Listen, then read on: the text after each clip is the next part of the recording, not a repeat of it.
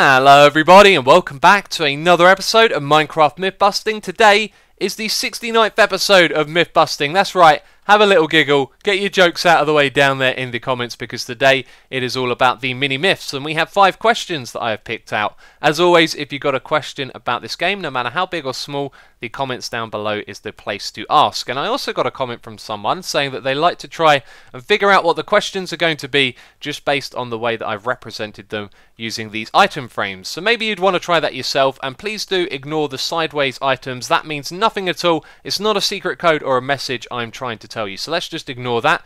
Let's go to the first question over here. It's to do with guardians. You wanted to know if when we kill them with fire, they will drop cooked fish, which I think is a valid question since it works for pigs and cows as well. So let's set up a little test and then we'll be able to find out. I figured that since the fire could be through an enchantment or through actual fire that we would test both. So first of all we did it with the fire aspect sword. You can see this guardian just dropped regular fish, and then we tried it again with a flint and steel, setting the guardian on fire, and it also dropped regular fish. Now I wouldn't be surprised if this changes in the future since it seems like something that should work the other way around, but there you go, they don't drop cooked fish. And our next question is actually carrying on from one we did in a previous episode of Mini Myths. We covered one-hit killing zombie pigmen with different enchantments on your sword, and a lot of you requested that we did that with the Smite enchantment as well. So that's what we're going to do next. We're going to repeat that old test, except rather than using sharpness, we're going to focus on the Smite enchantment.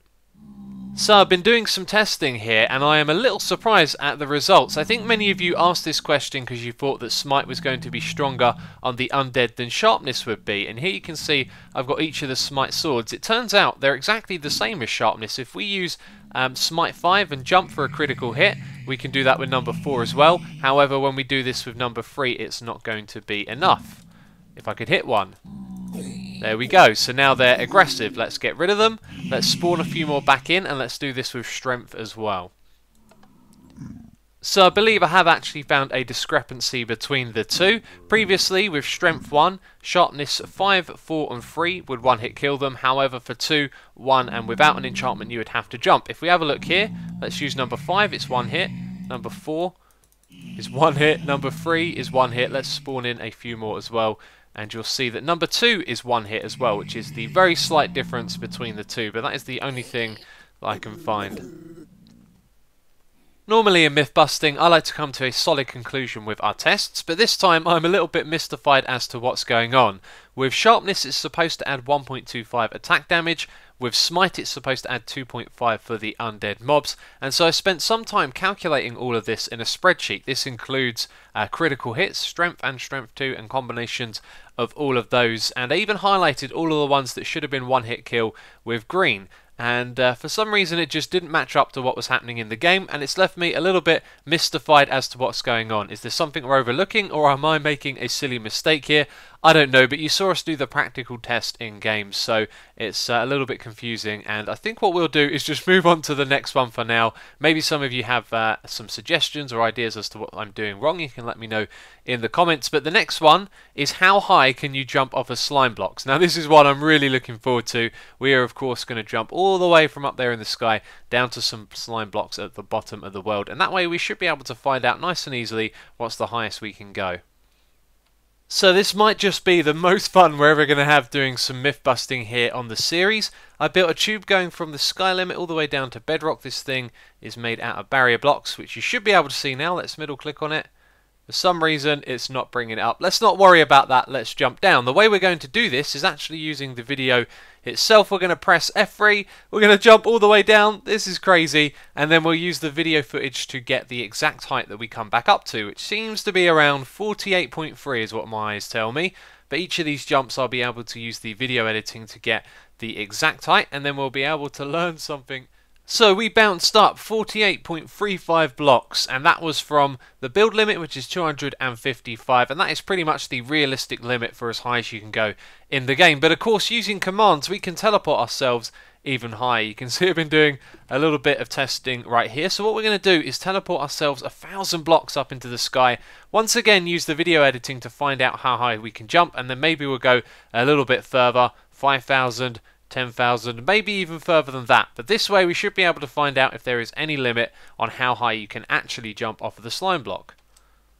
There was a slight mistake that I made there. I forgot to deduct the 1 height from the block that we jumped on. So actually the limit would be 47.35, and that's the realistic limit from the build height.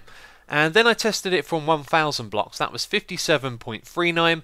Then from 10,000 it was 57.59, and from 20,000 it was 57.59 again. So I think that would be your limit.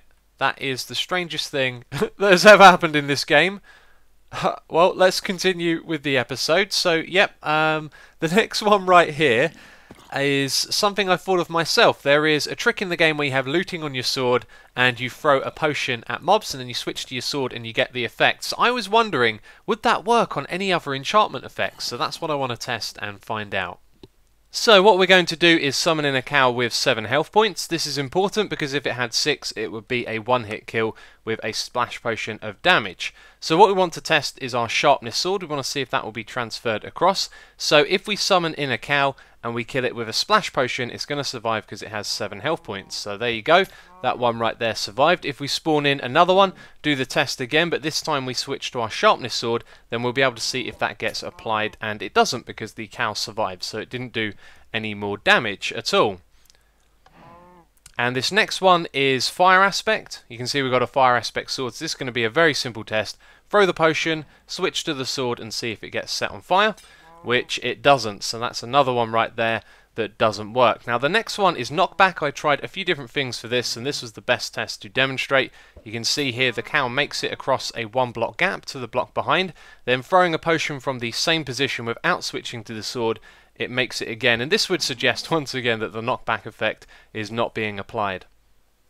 Well, that was definitely worth testing. I can think of a few useful uses for these potions with sharpness, but now we've learnt that that's not a thing, which is alright. We know that this now just works for looting, which is, I guess, good to know. So, moving on to the next one, it's another one to do with Guardians. A lot of you have been requesting this to be tested. Apparently, projectile protection is the best enchantment for defending against their attacks. So, we are obviously going to test that and find out if it's true. So I did this test twice. First of all, protection. You can see we take 3 hearts of damage, and then when we do our second test, which I think was fire protection, we took 3.5 hearts of damage. So the protection obviously did something. The next one is projectile protection. Again, 3.5, which is pretty consistent with the last one, which was blast protection, and once again we took 3.5. So it seems like just protection is the one that makes a difference here, and not projectile protection. And there you have it, another myth busted. Projectile protection is not the one to defend you from the Guardians. Regular protection will do. And that is it for this episode of Minecraft Myth Busting. If you have enjoyed it, please do leave a like. It will always be appreciated. And as always, thank you very much for watching, and I'll catch you next time.